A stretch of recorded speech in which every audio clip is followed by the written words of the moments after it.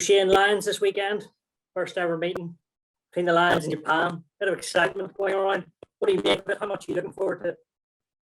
Yeah, I'm really looking forward to it. It's a proper top level sport. It's the Lions. We didn't think we were going to have them. You're not sure if we should have them, but we do, and it's interesting. And kicking off this weekend, it's maybe not the official start of the tour, but for all the players involved, for all the staff involved, and I actually think for the fans as well. It is a de facto start of the tour. Players will be judged immediately. They'll feel the pressure of the Lions. They'll have had the time together. The bonding will have started already. And for some players, it will be an opportunity to put themselves at the front of mind for Warren Gatland and his team. And if they have a good performance, but a bad performance for some people means that they're in jeopardy of almost immediately ruling themselves out of a test starting spot. So while they'll all be excited, while we're excited, there's definitely a jeopardy to this first game. And what do you make of Gatland's first selection? Plenty of Irish in there, aren't there? Yeah, there are. There's not a whole lot of Irish in the squad, but there's a good few in this time out against Japan, and that's good to see. I think it's an opportunity for those players, and I see Tig has come in. He was on the bench, but he's starting now. Tig Furlong, I think he's our most likely starter in the test. I think behind that, Henshaw probably. But after that, I think all the players there have an opportunity and to start in a test. But I don't think any of them certainly are nailed on. And so they're the ones that are starting will be afforded the opportunity to do something special. And it is a good opportunity against Japan. You would think that, a power game should be able to have a big impact on the Japanese team. We've seen how they performed in the World Cup, though. So there's certainly no mugs or no pushovers, but you'll see a lot of fired up players, a lot of fired up Irish players at the weekend. Because I said at the start, you can't necessarily win your way into a starting test slot in this game, but you could potentially take yourself out of the reckoning. You played obviously in a turn of 5. These trial matches, so to speak, are they such a big chance to put a marker down, as you've sort of mentioned? Yeah, they are. And I suppose, when you're on the tour, you don't really see these as trial games. And we had a very similar game against Argentina in Wales, in Cardiff, before we left for New Zealand in 2005. And I can assure you, I didn't see it as a trial game. I didn't see any of the games on tour as trial games either. Yes, they are in effect. You're putting yourself in the shop window to try and get a test starting spot. But if there's, any over focus on a test starting spot, you won't be in that test team. So I certainly never saw these as trial games. I don't think that the players on this tour will be seeing them as trial games. You see them as part of the tour, and every one of those games has a huge significance and importance. If you're taking part of it, not just to further your opportunity to play in the test arena, but as standalone games, and you're representing your country and representing the British and Irish Lions within that. So every single one of those games is a Lions cap in effect, if not a test one. And is momentum huge? Like, is it result on Saturday, performance? What do you think? Do you need to win? We obviously don't, because ultimately it doesn't matter as long as you win a test series. But for momentum, is it a massive thing as well, to try and get a good result? Yeah, definitely. And maybe more than any other type of tour, especially now that the old traditional longer tours don't exist within individual countries in the same way they used to. This is probably the last of the really long tours. And the World Cup is slightly different. So we even know through our own tournaments, like the Six Nations, how important momentum is. And so that starts this weekend. And a happy camp, a successful camp, builds over time, and it adds a pressure, because the players come in, know that the last guys to hold the jersey have been successful, and they've furthered their chance to play in the test team.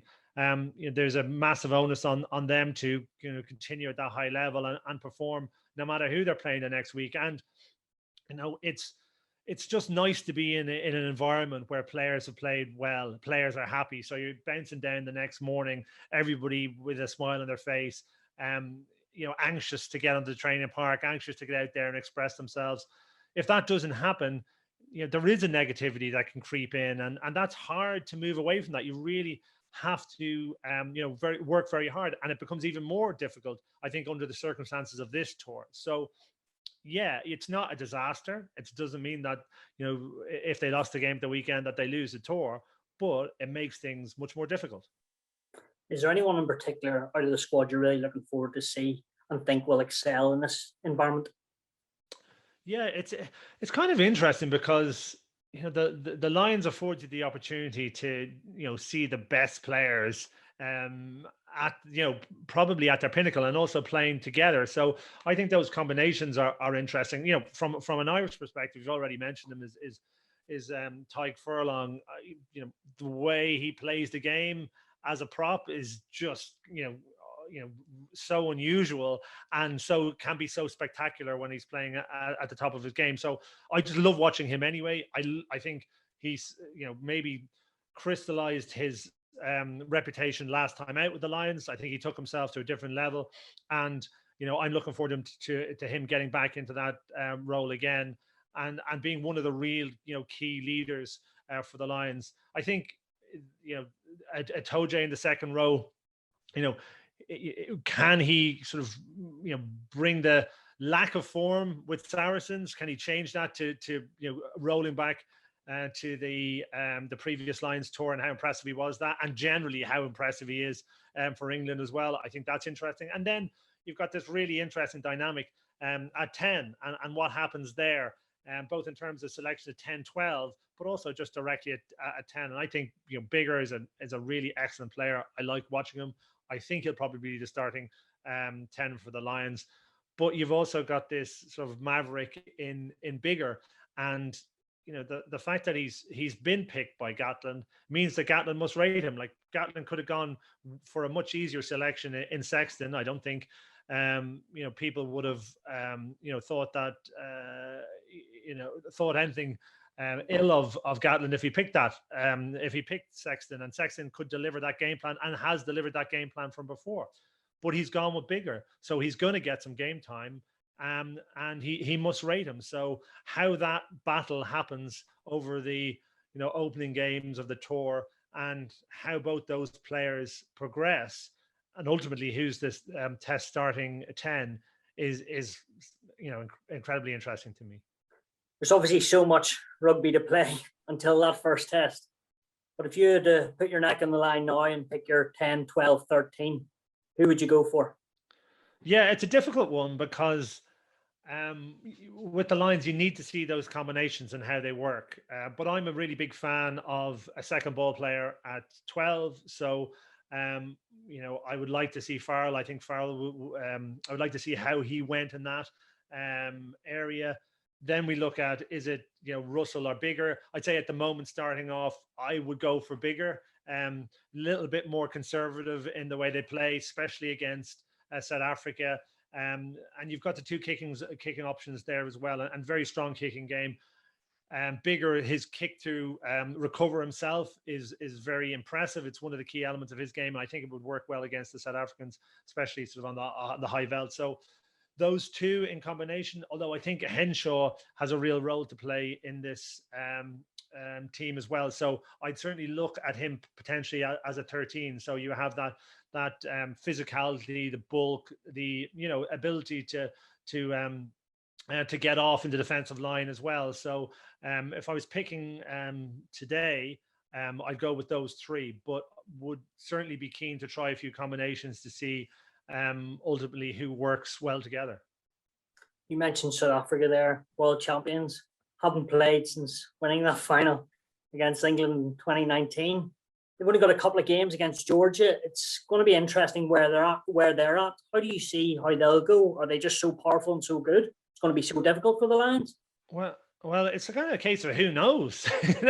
It is really difficult, and I suppose one of the advantages that the home teams have against the Lions is this familiarity that having played together for a period, knowing the chemistry of each other, and having a game plan that they've tried out over a period of time, and that they feel it works for them. Now, of course, South Africa have a World Cup winning team that had all that time together and that game plan and that chemistry. But it's been such a long time since they had any competitive rugby. We really don't know how that is going to manifest. And a couple of, with all due respect to Georgia, a couple of warm-up games against them isn't going to show us a huge amount. So that advantage that the home team have over the Lions is almost negated, and they're in.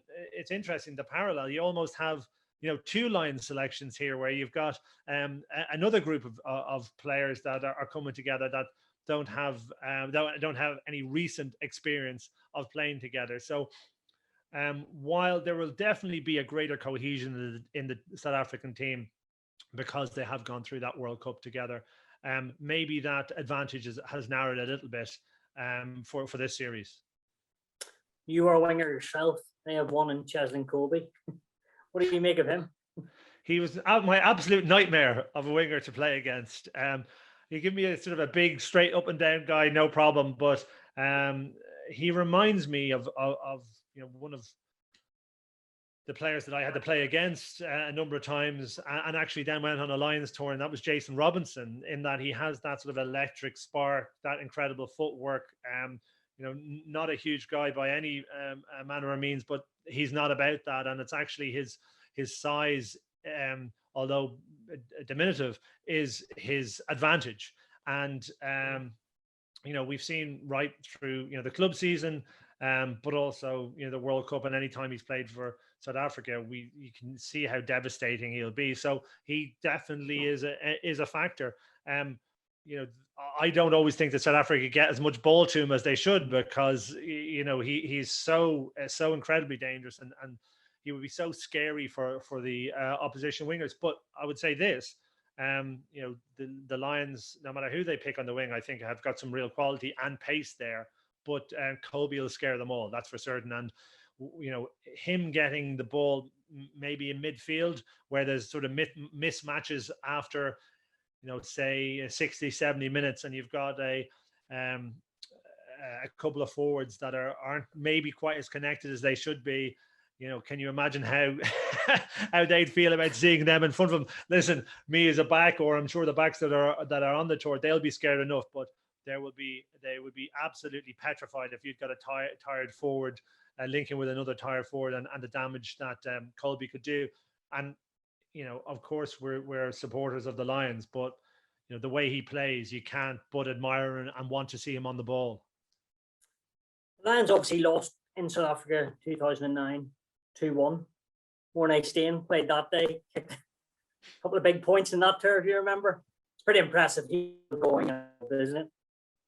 Yeah, it seems bizarre that someone's career could span that, and it seems a world away, and he was a crucially important person in that tour. Will he have the legs for this one? I'm not sure, but listen, South Africa have a really formidable team. We know that they can perform at the highest level, beat the best teams, and whatever you think about necessarily about their playing style, you can't say that it isn't incredibly effective. And it delivered a World Cup. I thought there was teams sort of talent-wise and perhaps stylistically and tactically that were potentially better than them in that World Cup, or certainly played a better type of rugby. I thought New Zealand, and I thought England as well. I thought England played maybe the best rugby of anybody in that World Cup, and their best rugby as well. But the sort of pragmatism that South Africa had and the game plan that they delivered in that final made sure they were successful. And I can almost guarantee it that the only thing that this South African team will care about is delivering a victory in the Test series. So, however they play and whoever they play with, it will be pragmatic. Warren Gatland obviously has so much experience as a coach. He's normally known as Warren Ball, but obviously if they do Warren Ball, might go against him if it's a big South African pack and a Lions pack. There probably will be one winner there. Do you think he may look to use the backs and go wide early on, or how do you think this will play out? Yeah, I think Gatland is a really resourceful coach, and I think he has got pigeonholed with that sort of Warren Ball tag. And if you look at the way he's developed over his career, he's been very adaptable. He's taken on a lot of I think quality assistant coaches who've influenced him really significantly, from Sean Edwards to Rob Howley to Andy Farrell, and now you got to think Gregor Townsend as well will have an impact. So he's always been open to listening to other coaches and sort of other tactical nuance, and he has definitely, his game has developed over the years. And you look from whether it be what he was doing very early with Ireland, which was very basic, evolving the defensive plan with Wasps, bringing that into Wales, and a more maybe reduced but really effective game plan. And then last time out against with the Lions as well, he was the coach, and although he may have been forced into it, that had Farrell and Sexton and Farrell together at 10-12, which I think was probably if not the winning of that series, the drawing of that series. It was the crucial decision to be made. So, I think he'll have done a lot of thinking about how he can beat this South African team, but I don't think that necessarily is a straight line between what he's done before and a sort of a basic Warren Ball and what will beat this South African team. And I'm kind of interested to see where he moves the team onto, because I think he is going to have to think differently. You said he's not going to batter South Africa into submission. He needs to think slightly differently, and also maybe one of his big advantages of being able to create that unity within a team that he has done right the way through his career. That is going to be more challenging this time out because of the restrictions of COVID and what he can and cannot allow his team to do outside of the pitch.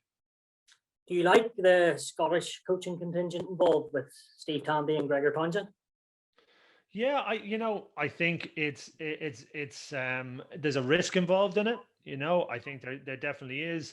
There was a few other choices I think that Gatland had wanted beforehand that weren't available or didn't make themselves available, so they're not necessarily first choice.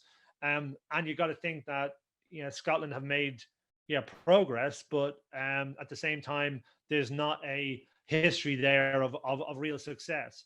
And that's not to say those two coaches aren't good coaches, and maybe sort of their input, it will sort of counter some of the other elements of Gatland. So he must be comfortable with the coaching ticket, and that's the kind of crucial thing. It will be interesting to see how Townsend's in particular his influence comes on, and what influence that is, because I think Townsend has changed very much in his sort of coaching style over the last number of years as well. So I think he was definitely he's become more risk averse in the last number of years. And I think he was a much more ambitious coach at the start of the Scotland tenure, but understood that maybe with that Scotland team that wasn't always the smartest move, and he had to be a little bit more pragmatic in the way he was setting his teams up, and he's had a little bit of success in that sort of more considered way. So that's the other side of this whole Lions tour, that you see how players develop, but there's a real interest to see how these coaches develop, what the influence is, what the predominant thinking is, and how it evolves as they go through the different matches in the lead up to the first test. Shane, what makes the Lions so special to play in? I think anything that is rare is precious, and the Lions is very rare. If you look at the teams they play against, there has been brilliant players in South Africa, in New Zealand, and in Australia that have never got to play against the Lions, because it only comes around every 12 years. So that's that is, it means we don't get to see much of them, and even from the the home nations, that once every 4 years you can have an injury, you can miss it. You can have a little loss of form, you can miss it, and you could easily never go on a Lions tour, and plenty of good players have. And so when something is that rare and it's that difficult to be part of, you really want to make it. You want to make it, and you want to be part of it. Now, the other element of it is it's the highest level of the game that you can play. And yes, you make a case for the World Cup, but you're still playing for your country. Whereas the British and Irish Lions, you've got these islands coming together, and to get into that squad even, and then to get into the test team is a real badge of honor. I think there's probably been a sort of devaluation of tours, of national tours. So Ireland go to South Africa, sort of go for a 3-week period, have two games. It's not the same as a Lions tour, which is over considerable number of weeks with those touring games beforehand, and then leading up to a test series. And it is at the pinnacle of what you would want to do as a Northern Hemisphere rugby player. So I think you just mentioned there. So it is really bigger than playing for your country anyway, is what you're pretty much saying for you. It's difficult to compare the two. Like whether there's something about playing with for your country that is you would say is the highest honor you could have, because you're representing your country. But in terms of personal, I think maybe of a personal and professional achievement, I think there's a step on in terms of the level that you're playing at, just because it's all these the different nations coming together. So professionally, it's a sort of a badge of honor that sits at a maybe a higher level than just Ireland, if that doesn't sound too inelegant. But I suppose honor wise, they're sort of on a par, I think. So for you to get picked in 2005 and playing the tests, was it just so emotional and such a great honor, really? Yeah, it is. And we look at the Lions. The Lions have had this incredible history over a period of time, and it doesn't really come on. It's almost sort of mythical. There's a mythical element to the Lions, because it seems when you're young, it seems so far away. Whatever about playing for your province or playing for Ireland, then the Lions is just this another layer on. And you get to play hopefully with your country a number of times, and you can sort of build a career out over a number of years. The Lions is this shot in time every 4 years, and as I said earlier, there's so many reasons why you might miss that, or you can't take advantage of it, or you can't have that experience. So when you do, when you are afforded the opportunity, it does feel almost surreal. And the other element of it is that you're playing with the very best players in the Northern Hemisphere, France aside. So you do feel it betters you as a player as well. You certainly, there's nobody comes back from a Lions tour not an improved player, and it's an elite standard, and it's extremely enjoyable, both professionally and I suppose from a social perspective. You've got your group within the Irish team, you've got your colleagues within that, but then you've now expanded out into this other group, which is again a sort of rarefied air, that you have this connection with not just the Lions on your tour, but all the Lions that have ever played, that is at a sort of different level than just within your own nation. And finally, what are you predicting in this series? Can the Lions get it done? And what score do you think it will be? It's you're putting me on the spot here, Stuart. It's very difficult at the outset of the tour, I think, to predict how it's going to fall, because a lot of it will depend on how Gatland sets up the team.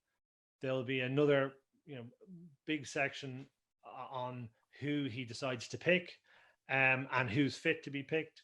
and actually who tours well and who deals with, I think, the unique set of circumstances that are going to exist this year with touring South Africa under quite, restrictive COVID regulations.